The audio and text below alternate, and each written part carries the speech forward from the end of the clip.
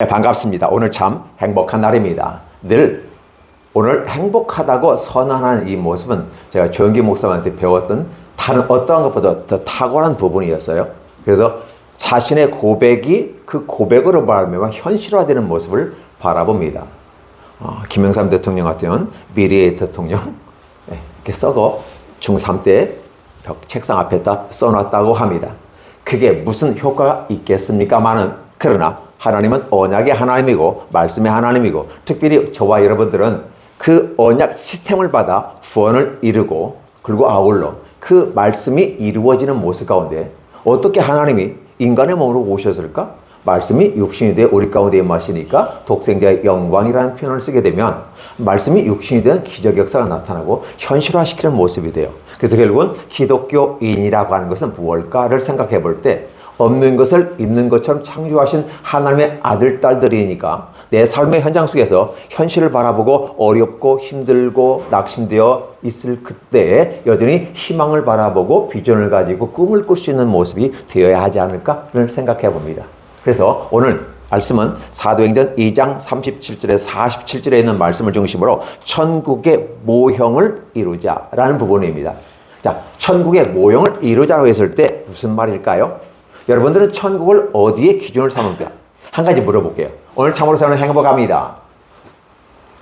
뭘 가지고 행복하다고 하는 거죠?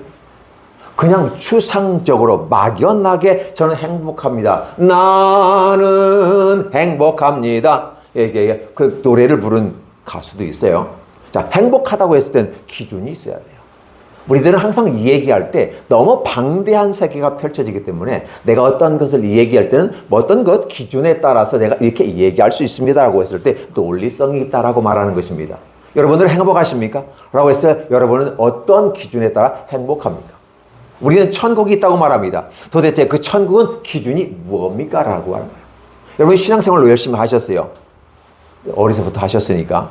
그리고 지금은 70여, 80까지 바라보면서 또 아니면 어떤 좀 부흥회 다니다 보니까 97세 어르신도 보게 되고 97세 어르신이 찬송을 하는데 탁월하게 두 다리 꼿꼿하게 서서 소프라노 형태로 이제 쫙 빼 올리는데 저분이 진짜 97세 맞아? 이런 생각을 들 정도로 이런 생각을 해봅니다.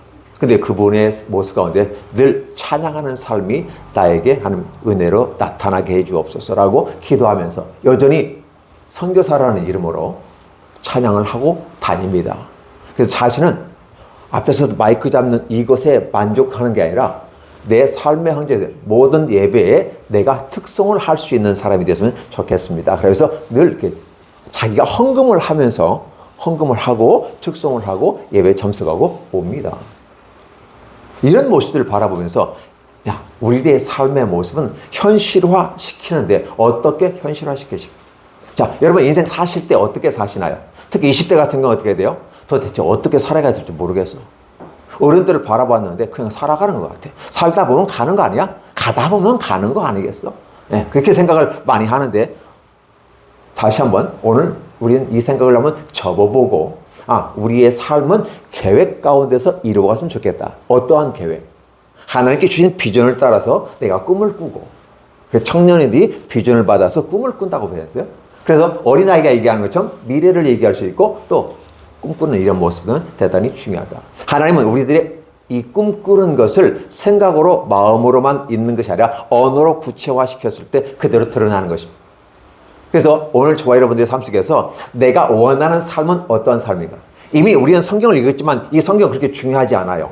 제가 성경이 중요하지 않다니까 성경이 무슨 소리야? 성경이 하나님의 말씀인데. 예, 맞아요. 그 누구 어떤 것보다 모든 우리 삶의 척도가 성경 말씀이에요. 근데 문제는 이 말씀을 읽어놓고 오늘 이 말씀에 근거해서 저와 여러분들은 무엇을 생각해야 돼요?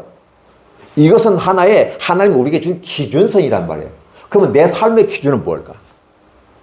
여태껏 우리는 모든 말씀을 드렸을 때 항상 성경을 이야기하고 그래서 성경이 어떻다는 건데 그래 그 성경은 그랬어. 그러면 중요한 것은 나는 어떤데? 라고 하는 부분이에요.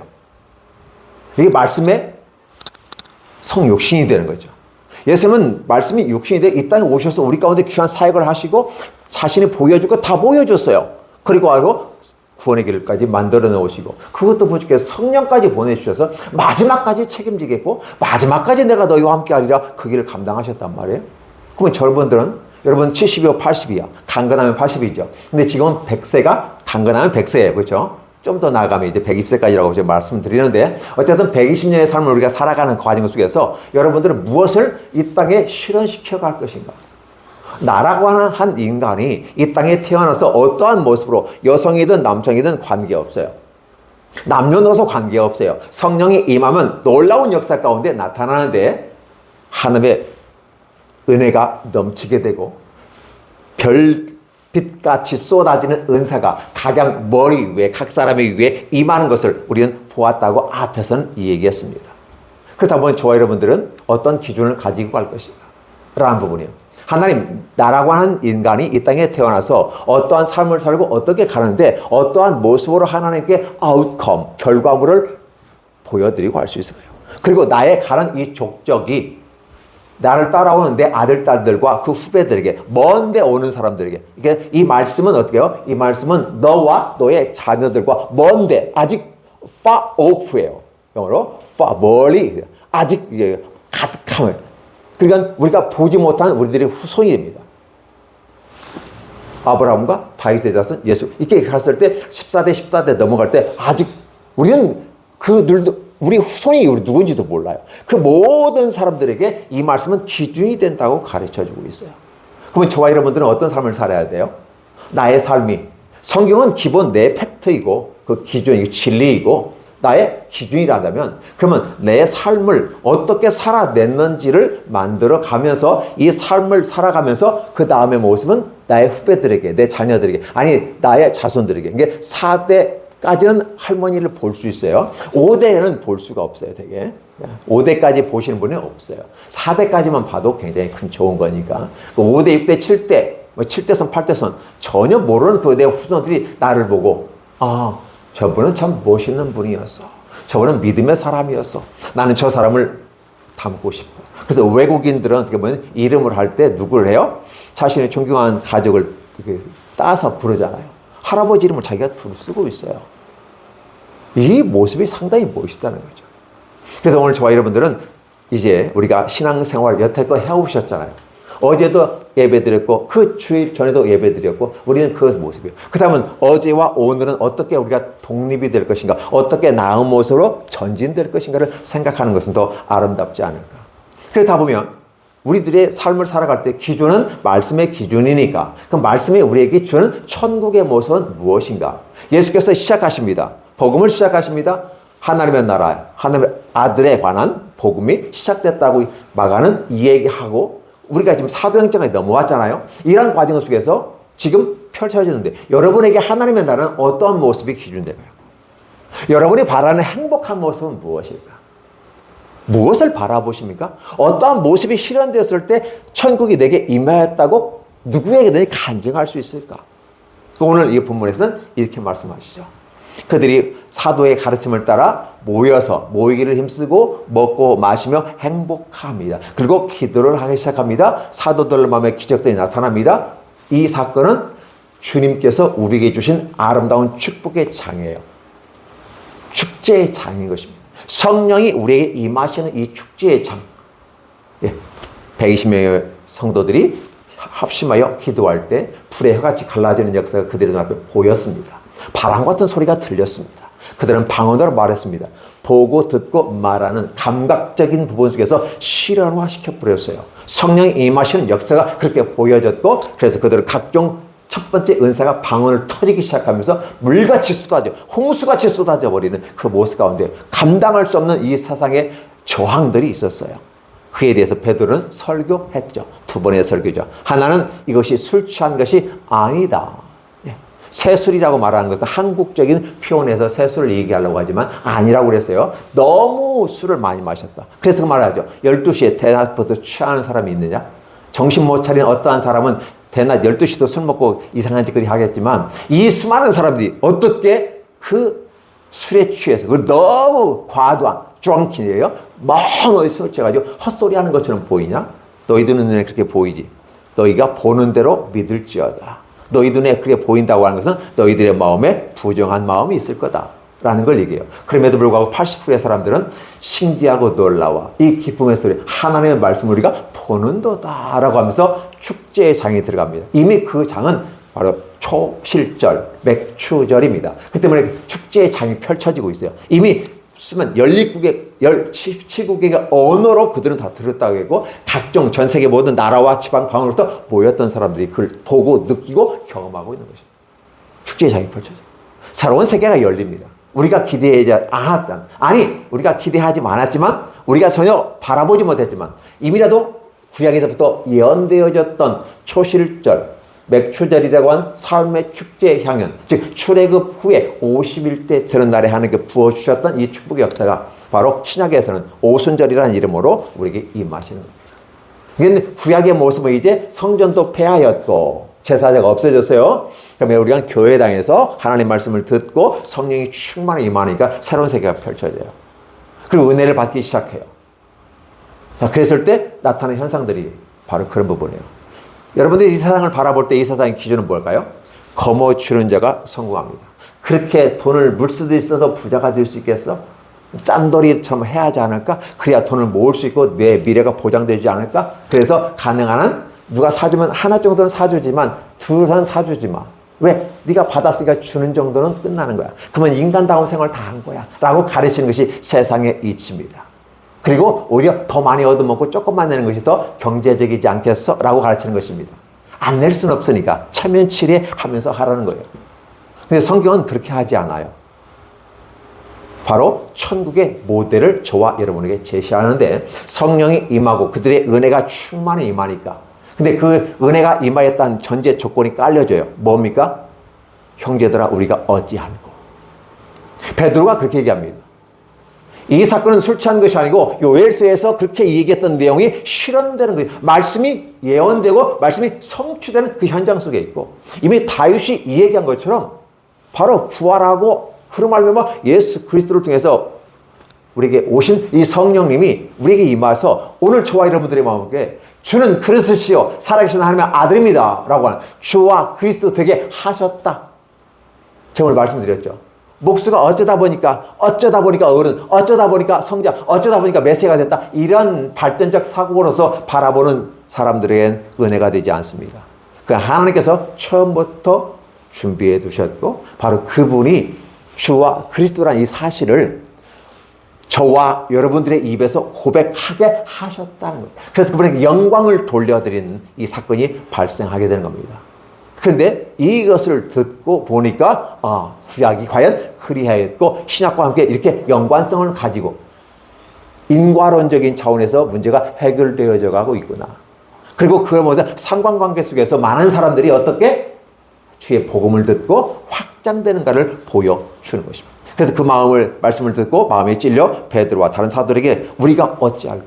이 앞에 일부 예배에서는 제가 그 말씀을 드렸어요. 내가 어떠한 존재인지를 깨닫게 되는 거예요. 성령이 임하게 되니까 내가 어떠한 존재인지를 깨달아요.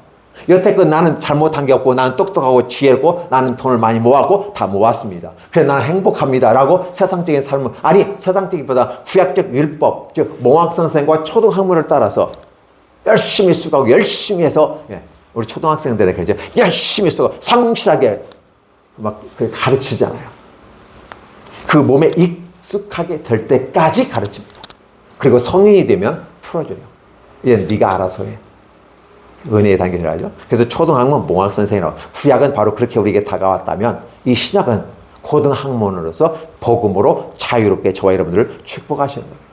그래서 이제는 모으고 쥐어짜고 뭉치고 쌓아두는 이런 모습이 아니라 이제는 풀어 헤치는 모습으로 가요. 새로운 세계가 열려지게 되는 것이죠. 그래서 구약의 모습을 전혀 뒤집어 버리는 사건들이 많이 발생해요. 그래서 구약과 신약이 상치되는 것, 대치되는 것처럼 어떤 분들은 말씀을 오해해서 해석하는 경우도 많이 있어요. 그러나 구약과 신약은 대치되고 상치되는 게 아니라 상호 연관성을 갖고 있는데 관점이 달라졌다는 거예요. 그래서 하나님의 관점을 읽고 변화된 모습을 보라는 거예요. 성경은 흐름이 있어요. 그 영적인 흐름을 여러분이 파악하시면 은혜 받는 데 도움이 됩니다. 어떤 시기가 될까요? 주님께서 내게 은혜 주셔서 본요 개념, 전반계사가 경험론적인 예수 믿고 이렇게 헌금하고 내가 나누고 베풀었더니 행복해졌더라. 그래서 너희도 서로 나누는 것이 행복한 거야. 그런 행동을 보여줘. 믿었다면 그런 행동을 보여줘. 그런 경험을 가지고 쌓아봐 라고 하는 것이. 그렇게 우리가 설교를 해서 은혜 받을 수도 있어요. 왜? 진리에 이르는 방법은 경험을 통해서 할 수 있으니까. 근데 오늘 제가 2부에 때 같이 말씀을 드리는 것은 경험론이 아니라 합리론적인 차원에서 본유 개념을 얘기해요. 성령이 우리에게 임하니까 우리의 멈춰졌던 양심이라고 하는 그것이 작동이 시작됩니다. 드디어 기계가 움직이기 시작했어요. 녹슬어서 멈췄고 죄악으로 말미암아 굳어져 버렸던 우리들이 성령의 기름을 칠하시니까 기계가 움직이기 시작하는 것처럼 저야 마음의 양심이 움직이기 시작하는 거예요. 비로소 빛을 보게 되고 비로소 작동하기 시작합니다. 그러다 보니까 우리가 그 임하시는 것이 은혜라는 걸 깨달아요. 이 기계는 작동할 수 없었어요. 죄악으로 말미암아 썩어져 버렸던 뭉그랬던 우리들의 양심이 성령이 임하시니까 기름칠하고 오니까 이 기름칠한 기계가 작동이 잘 되는 것처럼 우리들의 마음이 다시 숨쉬고 살아 역사하는 장이 나타나요. 그렇죠? 그래서 보니까 비로소 자기를 알아요. 가장 중요한 것은 뭘까요? 여러분은 누구십니까? Who are you? 이게 돼요. 여러분은 누구십니까? 라는 거였어요. 나는 원래 죄인이었고 죽어 마땅한 사람이었고 희망이 없는 사람이었다. 그런데 성령이 우리에게 오셔서 깨닫게 해주시는데 바로 예수 그리스도가 너희를 위해서 이런 일을 하셨다라는 것을 알려주게 되고 그 사건이 누구를 위한 것인가? For you. 여러분을 위해서 하신 거다라고 얘기할 때 우리의 마음속에 감격스러운 것입니다. 내가 도대체 어떤 존재이기에 그분께서 그 위대하신 분이 말씀이 육신이 되어 이 땅까지 내려오시고 또 아우리 십자가에서 죽으심으로 인간보다 더 참혹한 그죠? 저질들이 받는 그 십자가를 지면서 그 단계까지 가면서 나를 사랑하셨단 말인가? 를 깨닫게 되는 거죠. 도대체 나는 누구지? 권사님 누구십니까? 여러분 선생님들 누구세요? 우리 젊은 청년들 누굽니까? 라고 질문하는 거예요. 스스로를 얘기합니다. 비로소 내가 보이기 시작해요. 이 서츄레이트가 있으니까 조명빨로 화면이 잘 나오게 되고 드러나게 되는 겁니다. 근데 이 어둠을 하면 어때요? 새카맣게 나와요. 근데 빛이 비춰지니까 내가 비로소 나인 걸 알아요. 하나님의 성령이 내게 임하니까 비로소 내가 나임을 알게 되는 것이고 그걸 자의식의 실현이라 발현이라고 표현하는 것이고 우리들이 비로소 나는 죄인이었다는 사실을 깨닫게 되죠. 중요한 부분은 그 부분이에요. 그리고 난 다음에 나 같은 사람에게 그래도 불구하고 은혜를 주셨단 말인가? 도대체 저분은 누구야? 알고 보니까 우리의 아버지셨어. 놀라운 축복이 임하게 되는 것입니다. 이것이 우리의 깨닫게 해지니까 그들이 양심에 찔리게 돼요. 양심이 찔린 사람들은 어떤 사람일까요? 100% 다 찔렸을까요? 통계적으로 보면 80% 정도 저는 얘기를 해요. 10%와 그를 추정한 최대 20%까지는 사람들은 조롱하고 비웃고 그렇죠. 희죽거립니다. 그런데 80% 사람들은 그 말씀을 들었을 때 성령이 임하시니까 작동되는 그 양심의 움직임을 통해서 살아 움직이다 보니까 우리가 어떻게 하면 좋을까? 사실 어떻게 하면 어떡해요? 자신이 받은 은혜대로 살면 되는 거예요. 근데 문제는 형제들아 우리가 어떻게 할까? 라는 거예요. 왜? 베드로가 이 말씀을 설교할 때 그 말씀과 함께 성령의 역사가 돼요. 말씀이 성령의 역사와 함께 살아 움직이니까 마치 한약재도 있죠. 말라피트는 한약재를 물 넣고 막 끓이잖아요. 자기가 막 열을 가해서 끓이고 막 뜨거워져 버리거든요. 확 풀어지면서 원래 모습으로 딱 약 효과가 나타나는 것처럼 우리들의 마음속에 살아나 버리는 거예요. 이게 바로 이 장면이에요. 그래서 그 마음속에 행복해지는데 이 행복은 어디 기준을 잡을까요? 에덴 동산의 모습과 똑같은 모습이 돼요. 모습은 좀 다른 것처럼 느껴져요. 그런데 이 장면은 바로 사도행전 2장의 마지막에 있는 이 천국의 또 다른 모형이었다. 그러니까 에덴 동산이 우리가 어떤 세계였을까? 대개 그림을 그리면 99개의 생명실과가 있고 가운데 동서중앙으로 흐르는 사각형의 강이 흐르게 되고 그렇죠? 가운데에 선악을 알게 하는 나무가 있고 대개 이제 그림을 그릴 때 그렇게 그려요. 그렇죠? 근데 중요한 건 뭐예요? 거기는 생명이 있고 그건 기쁨이 있고 나눔이 있고 둘밖에 없는데 뭘 나눠요. 그죠? 그런데 거기는 그 풍성함이 있는 거예요. 얼마든지 먹고 영생할 수 있는 세계가 열려요. 생수까지 흘려버려요. 근데 그 장면들이 구약적 사고 속에 바라본 이것이 현실에 이 땅에서 어떻게 실현되어야 그 천국이 이 땅에 실현됐다고 말할 수 있을까를 생각합니다. 그러면 구약에 있는 에덴 동산의 아름다운 모습을 죄로 말미암아 파괴되어지고 이 땅에 쫓겨난 아담과 하와가 만들어진 세계가 이 세상이란 말이에요. 근데 이 세상이 정상적인 세계가 아님을 누구든 다 알아요. 그렇다면 이 정상적이지 않는 세계가 정상적인 세계로 가려면 어떻게 가야 될까? 모형이 있어야 할까요? 샘플링이 있어야 될까요? 모델링이 필요하지 않을까요? 앞으로 신약에 나타나는 모든 역사, 성령이 사도들을 통해서 나타나는 성령의 역사는 어떻게 기준을 삼을 것인가? 어떠한 것을 지향점을 갖고 갈 것인가? 라는 부분이에요. 여러분의 인생도 어느 방향을 가겠습니까? 여러분의 각자가 원하는 자신의 직업도 다르고 성격도 다르고 살아온 환경도 달라요. 그렇기 때문에 현실이 지금 현재 내 모습이 최상의 상태라고 한다면 이 모습이 미래의 사건에 가서 5년, 10년 후에는 어떠한 모습으로 나타나줘야만 할까요? 시작은 똑같아요. 그러나 나중은 달라야 될 거 아니에요? 왜? 더 발전하는 모습으로 달라야 되는 것이에요. 향상된 모습, 그렇죠? 가능성의 모습으로 드러나게 되고 그 위치에 포지션이 달라져야 하지 않을까요? 그게 바로 여러분들은 천국이라고 바라볼 수 있을 것입니다. 그러니까 어제보다 오늘은 분명히 차이가 나야 돼요. 그것이 외형적인 부분은 노화로 이제 가는 여러분들 How old are you? 그래서 얼마만큼 당신 늙었어요? 지격을 하면 그래요. 그렇죠? 근데 육체는 후패가요. 그럼에도 불구하고 우리들의 마음은 하나님 말씀으로 날마다 새로워지는 모습이 되는데 어제와 오늘은 그래서 우리 아이가 바뀌었어요. 내 남편이 바뀌었고 내 아내가 바뀌었어요. 우리 교회 성도들이 바뀌었어요. 우리 담임 목사님이 바뀌었다니까요. 희망이 없는 담임 목사님 것처럼 이 세대가 교회를 바라보고 있는 건 아닐까? 그럼에도 불구하고 우리 담임 목사님이 바뀌었어요 라고 한다면 희망이 있어 보이지 않을까요? 우리는 이 희망이 있을 때 비로소 천국입니다. 비로소 천국이에요. 그래서 거기에서부터 얻게 돼요. 아낌없이 주는 모습이에요. 아낌없이 주는 나무를 우리는 동화 속에서 많이 읽어봤습니다. 그렇죠? 아낌없이 주는 동물이 하나 있는데 소라고 하는 동물도 있어요. 동물이라고 할까요? 가축이라고 할까요? 네, 동물이든 가축이든 간에 어쨌든 아낌없이 주는 종류들이 있어요. 그래서 그걸 아름답다, 정결하다. 그 왜 정결하다고 했을까? 되새김질하고 굽이 갈라졌으니까 라고 성경의 기준을 정해봤지만 아낌없이 줄 수 있는 그러한 상태에 있다면 진짜 천국은 아닐까? 라는 부분이죠. 그래서 이제 드디어 그들이 은혜를 받은 저들이 비로소 내가 죄인임을 깨닫는 데고 나를 하나님의 의인을 삼아주셨고 아들, 딸 삼아주시고 이제 추후에는 우리를 전체 다 신부 삼아주셔서 저 천국잔치 준비하고 하려고 가나의 혼인잔치에 만들어 놓은 것처럼 저 천국에서도 지금 축제장을 주님이 준비하고 계시다는 사실이에요. 페스티벌을 저 전국에 준비하고 계셔요. 그 준비하는 작업 가운데 설레임으로 하루가 천년같이 천년이 하루같이 기다리는 주님의 모습을 왜? 신부가 얼마만큼 명치와 정절로 믿음으로 단장하고 올라갈 걸 기대하고 있어요. 우리가 주님을 사모하는 게 더 클까요? 주님이 우리를 신부로 맞이할 때 기다리는 사모함이 클까요? 선생님 어떻게 누가 더 큰 것 같아요?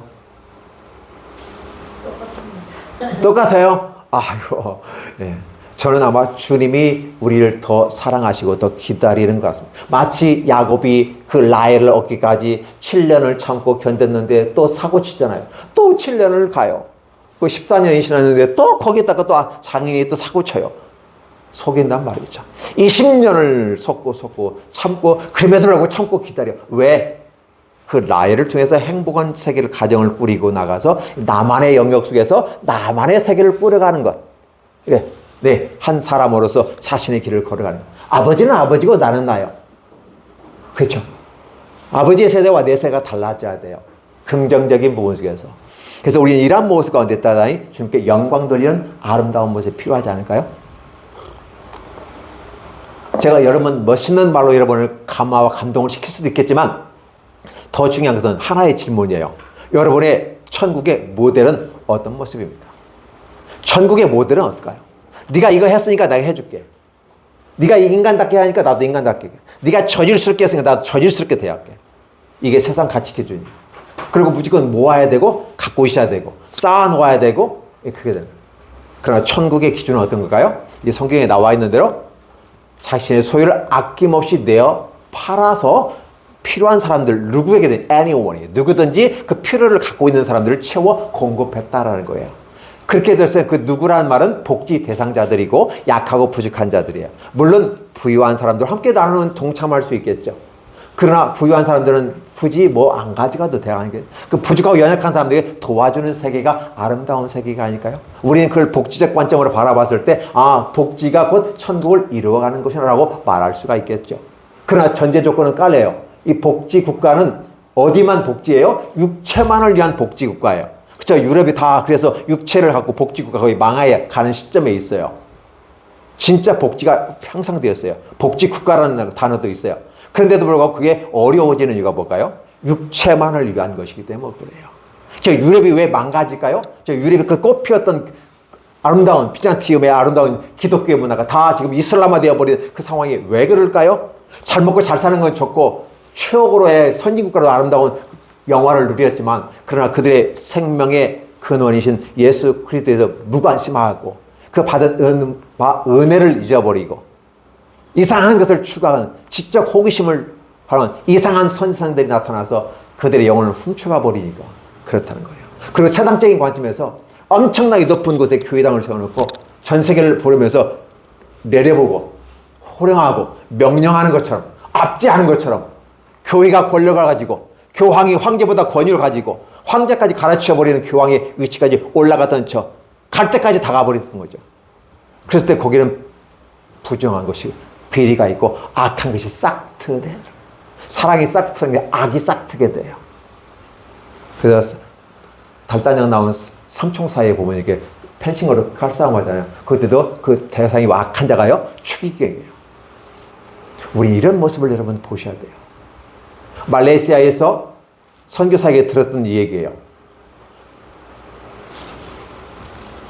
캐톨릭이 들어와 있는데 쫓겨났대요. 왜? 높은 산꼭대기에다 성전을 지어놓고 다 했는데 그걸 쫓겨나면서 가면서 어디로 가냐면 일본으로 가면서 일본에 조총을 정해줬대요. 그 조총이 나중에 우리나라를 침공하는 원인이 되었어요. 그래서 싫어. 만약에 그 선교사가 그 추기경이 바닷속에 빠져 죽어버렸더라면 일본에 조총을 안 줬을 거고 우리가 그때 임진왜란때 그 아픔을 겪지 않았겠는가? 라고 생각할 정도로 우리는 과거의 아픔을 겪어야 되는 거죠. 무슨 소리일까요? 지금 말레이시아는 회계국가가 되었어요. 종교경찰이 있어가지고 갖다 잡아 언제 죽여도 몰라요. 그냥 종교경찰이에요. 다른 종교 신을 섬기다가 가면 죽여요. 좋은 복음을 잘못하는 거예요. 그러다 보니까 유럽 기독교가 망가지는 이유가 거기에 있어요. 잘하고 열심히 하시는 분도 있죠. 그러나 이것을 정치화시키고 세상화시켜버렸을 때 그런 부분이에요. 그러나 하나님께서 원하시는 사도행전에 나와 있는 이 부분들을 아낌없이 주는 나무처럼 나눠주잖아요. 누가 아낌없이 줄 수 있어요? 은혜 받지 않으면 못 줘요. 그래서 우리가 이 땅을 살아가면서 어떠한 모습으로 기독교인이라는 것은 내가 바뀌었다는 개념이에요. 기독교라고 하는 틀 안에 들어와서 출세하기 위해서 기독교 들고 직업을 갖기 위해서 기독교 들고 사람들과 사교성을 갖기 위해서 기독교에 들어온 사람이 수없이 많아요. 그럼 우리는 기독교인이라고 그래요. 그 기독교인은 희망이 없어요. 종교생활하는 거니까. 내 출세를 위해서 이 땅을 위해서 모여 있는 거니까. 그러나 그 기독교인 중에서 위에 올라가는 기독인들이 있어요. 크리스천들 중에. 저는 기독인이라는 표현을 보고 싶어요. 그 단계에 올라가 줘야 돼요. 이 기독교인이 아니라 기독인으로서 존재하는 그들이 비로소 칭송을 받고 그렇죠. 왜? 자기가 아낌없이 주잖아요. 다른 사람은 거머쥐었어요. 그렇죠? 여러분 보세요. 세리 나쁜 놈들 있잖아요. 세리가 어떻게 나빠요? 로마의 명령을 따라서 10,000원을 내라고 하면 20,000원을 걷어가지고 10,000원은 지가 먹고 10,000원만 노마에 내는 사람들이에요. 그리고 불법적인 행위를 많이 했어요. 그래서 사개월을 바라보면 그렇지 않아요. 주님 바라보면서 내가 나쁜 짓도 많이 했다는 걸 깨닫게 되고 주님을 만나는 순간 그의 마음이 확 달라지는데 어떻게 됐어요? 내 재산의 절반을 떼어서 이웃에게 나누기 위해서. 첫 번째. 주께서 하라고 하지 않았어요. 근데 젊은 청년이고 관원이고 똑똑한 미래 지향 발전한 리더급에 해당하는 사람은 내가 어떻게 해야 영생을 얻을 수 있습니까? 하고 왔을 때 주님께서 뭐라고 하세요? 내 재산을 팔아 이웃에게 달아주고 나를 쫓으라라고 했어요. 주님 모실 때 네 마음에는 구원이 없구나. 네 마음에는 사랑이 없구나. 나눠줌이 없구나. 천국이 없구나. 네가 할 수 있겠어? 한번 해봐. 주님께서 명령하신 겁니다. 아닌 게 아니라 그들은 그 젊은 청년은 가서 돌아오지 않았어요. 왜 그럴까요? 어떻게 하면 영생을 얻을 수 있습니까? 라고 물었어야 돼요. 그 길을 알려줬어요. 내가 곧 길이요 진리요 생명이다. 딱 내가 알려주는 대로 가면 영생이 있고 생명이 있고 은혜의 길을 오를 수 있다. 그런데 그는 오지 않았어요. 근데 삭개오는 어떻게 해요? 주께서 말씀하지 않았는데도 불구하고 알아서 자기가 내 재산의 절반을 내어서 이웃에 나눠주겠어요. 누가 내 재산의 절반을 나눠줄 수 있을까요? 부모 재산 갖고 치고받고 싸우는 형제들의 그 모습을 바라보면서 누가 더 가져가, 누가 1,000만 원 더 가지고 누가 500만 원 더 가져가 싸우는 이런 시대 속에서 50%를 떼어서 이웃에 주고, 그리고 내가 만약에 토색에 나쁜 데서 벌은 내가 기억이 나거나 메모가 있다면 내가 반드시 4배를 갖겠어. 이거 구약적 개념으로 이웃에게 배상하는 문제예요. 비로소 그 삭개오가 은혜 받았고 구원받은 내 집에 구원이 이르렀다. 죄 사함을 받았다라고 표현 줘요. 오늘 저와 여러분들이 바라보는 세계는 그런 세계예요. 그래서 여러분들은 어떤 삶을 살아야 돼요? 성실하게 사십시오. 죽기 살기 노력하십시오. 이마에 땀이 흘리기까지 노력하십시오. 남의 것에 죄대 목숨, 남의 것에 눈독 들이지 마시고 내가 열심히 모아서 성실하게 죽기 살기로 한번 해보세요. 까무라칠 때까지 한번 노력해보세요. 그리고 난 다음에 재산을 쌓아두십시오. 여러분과 여러분의 가정과 여러분의 이웃을 위해서 쓰십시오. 더 나아가서 세계적인 부분 속에 선교적 삶을 가지고 이웃들에게 나눠주시고 외국인들에게도, 외국에 있는 어린 아이들에게도, 굶어 죽는 아이들에게도 나눠주십시오. 이게 선교적인 사명의 길로 가는 아름다운 모습이에요. 그러면 질문이 나올 겁니다. 아니 내가 왜 이마에 땀 흘리고 개고생하며 죽기까지 이렇게 가가지고 왜 남 퍼주려고 내가 그래요? 내게 있어야 내가 행복하고 가진 거 있어야 행복하고 뭐 120세까지 살아야 돼. 돈이 있어야 사는 거 아닌데? 근데 기억해 주세요. 기독교인은 이렇게 생각합니다. 기독교인이 아닌 사람은 제가 배제할게요. 기독교인은요, 내가 성실하고 잘 먹고 잘 살기 위해서 내가 이 땅에 살아도 행복하게 살기 위해서 난 열심히 일합니다. 이게 기독교인이란다면, 그렇죠? 기독인은 어떤 모습일까요? 내가 이때를 위해서 돈을 버는 거 아닌가? 내가 왜 열심히 일을 해? 돈을 많이 벌기 위해서. 근데 그 왜 돈을 많이 벌어? 나와 내 아내를 사랑하고 내 자식들에게 부족하지 않게 공급하고, 더 나아가서 이 쌓여진 자본주의예요. 선한 자본을 가지고 이웃에게 나눠주고 선교 지향적인 의무로 나눠주려고. 그래서 누군가가 밥을 샀을 때 이렇게 해보세요. 돈이 많이 있는데 괜찮겠어요? 라고 하면 이렇게 해주세요. 아, 이때를 위해서 내가 열심히 돈 번 거예요. 멋있지 않아요? 이때를 위해서 내가 힘써서 노력하고 땀 흘리고 노력한 거예요. 내가 이게 시스타를 베푸니까 여러분 행복하잖아요. 저는 그걸로 좋게요. 이때를 위해서 내가 노력했고 이때를 위해서 성실하게 땀 흘려서 수고했어요. 그러면 이 사람들 어떤 사람이에요? 쫙 펼쳐졌을 때, 아니 넌 밭 팔아가지고 다 내놓으면 어떻게 모은 건데 권사님 그거 어떻게 그죠? 그런데요, 내가 이때를 위해서 모은 거, 하나님이 내게 재산을 주셨던 것은 바로 이때를 위해서 내게 재산을 주신 것이고, 중요한 것은 하나님이 나를 통해서 제공하고 나를 통해서 나누라고 하신 축복을 내게 주신 거니까 저는 좋게요. 기뻐요. 할렐루야. 괜찮아요. 걱정하지 마세요. 멋있지 않아요? 멋이라고 하는 것은 여러분 텔레비전 보니까 너무 잘생긴 배우들이 있어요. 너무 예쁜 여배우들도 있어요. 그들이 예쁘고 멋있는 건 사실이야. 육적인 차원에서. 젊으니까 더 예뻐요. 멋있어요. 근데 진짜 멋있는 인간은 어떤 인간일까요? 이런 가치 지향적인 삶을 하고 하나님의 나라와 영광을 위해서 나의 맡겨진 성실한 내 삶을 책임지고, 그렇죠? 그래서 내 안에 있는 내 몫에 대인 십자가인 내 아내와 내 자식들을 위해서 열심히 땀 흘려 수고하고, 그다음에 잉여재산은 내 가족은 아니지만 내 이웃에게 나눠주고, 우리 교회의 공동체 약한 분들을 도와주리고, 또 함께 전 세계에, 저 텔레비전 볼 때마다 안타까운 것은 그 흑인 아이들 있잖아요. 저 아프리카에 새카만 아이들이야.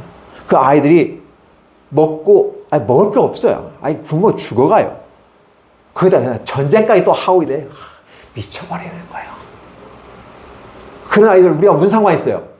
피부 색깔도 다르고 저 멀리 들어서 있는지 없는지도 모르는데, 근데 그들을 위해서 복음을 전하고 선교사는 복음을 전하고, 그죠? 오늘 여러분들은 물질로 그를 후원하고, 아니면 직접 월드 비전이라는 그런 쪽에서 제공하는 아름다운 모습은 보시지 않을까요? 여러분의 가치는 어디에 두고 계십니까? 여러분의 최고의 부자가 되기 원하십니까? 왜 부자가 되죠? 뭐 하려고? 재계 서열 1위, 2위, 3위 안에 들어와야 돼요? 그래서 거들먹거리려고? 세상은 그렇게 얘기합니다. 그러나 성경은 어떻게 가르쳐요? 하나님의 사랑을 실현하며 사랑 실천하는 모습이 되기 원합니다. 나를 통해서 이 땅에 있는 모든 건 다 아버지 것이에요. 근데 나를 통해서 나눌 수 있게끔 나에게 그 권한을 주셨던 하나님 너무 고맙잖아요. 내가 밥 사주면서 생색도 낼 수 있잖아요. 걱정하지 마. 권사님 걱정하지 마세요. 맛있게 드세요. 얼마나 좋아요. 폼나게 사는 거 아닐까요? 그래서 열심히 성실하게 사십시오. 돈 많이 버십시오. 재산을 축적하십시오. 그리고 얼마든지 떵떵거리게 사십시오. 그러나 기억할 것은 내 안에 있는 사랑을 전하기 위해서 다른 분들에게 나눠주기 위해서 돈을 번다 한다면 이보다 멋있는 사람이 어디 있어요? 그렇죠? 장학금도 줄 수 있고 공부 못하는 사람 말고 공부하고자 원하는데 돈이 없어 못하는 애에게 주고 병들어 신음하고 죽어가는 것들에게 병원비를 지원해서 살려내는 이 일들 아마 하나님께서 큰 복을 준비하고 계실 것입니다. 바로 그것은 바로 보이는 돈을 가지고 주었지만 사랑 실천이라는 거기 때문에 이런 것은 하나님 나라에 들어갈 때 다 모든 거 타버리지만 타지 않고 영원히 빛나게 하는 하나님이 여러분에게 상급을 주시는데 그 기준이 거기에 있다. 이 땅을 삶을 살아가는 데는 바로 사도행전 2장 여기 우리가 읽었던 이 본문의 내용처럼 그렇게 아낌없이 주는 나무, 아낌없이 주는 성도, 아낌없이 주는 교회, 아낌없이 주는 여러분들이 되시기를 바랍니다. 이 기쁨이 지금 이런 세상은 이 땅에 존재할 수 없는 세상이에요.